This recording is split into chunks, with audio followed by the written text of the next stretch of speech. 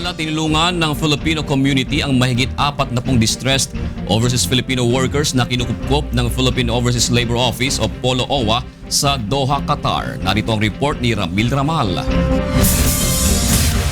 Tinulungan ng Filipino community ang mga distressed OFW sa Doha, Qatar sa pamamagitan ng isang outreach program na paglingap sa bayan tulong kay kabayan.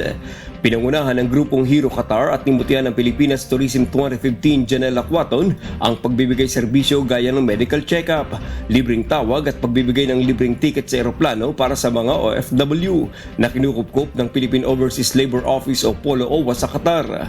Meaning ng Hero Katayang, helping, empowering, recognizing OFW na tumutulong sa mga kababayan nating distressed OFW, hindi lang dito sa bansang Qatar, kundi pati yung mga apektado ng mga typhoon sa Pilipinas. Sana huwag kayong mawawalan ng lakas ng loob kasi marami kami dito sa Qatar na nagmamahal sa inyo. Pamilya nyo na kami. I'll be here, nandito yung Hero para sa inyo. We are your family dito sa Qatar. Nanawagan din si Janela sa mga OFW sa Qatar na tulungan ang mahigit 40 mga kababayan nating distressed OFW na nangangailangan.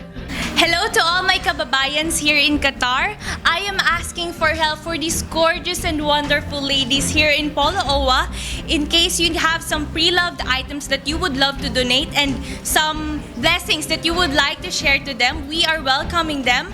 You can message me through my Facebook account, Facebook page, or you can also go to Hero Qatar Facebook page so that we can connect with you. Pinayuhan naman ni Polo OWA Welfare Officer Ami Impaynado ang ating mga household service worker na huwag mawala ng pag-asa at tiniyak nitong nakahanda ang ahensya upang gampanan ang kanilang tungkulin. Sa ating mga workers, huwag pong mawawalan ng pag-asa. Narito po ang OWA, ang Polo OWA na patuloy na gagampanan ang mga tungkulin upang ang programa at serbisyo ng DOLE at OWA ay maiparating natin sa ating mga kababayan. Patuloy pa rin umaasa ang ating mga kababayang distressed OFW na hindi sila pababayaan ng pamahalaan, lalo na ng bagong magiging administrasyon. Mula rito sa Doha, Qatar, Ramil Ramal, UNTV News Worldwide.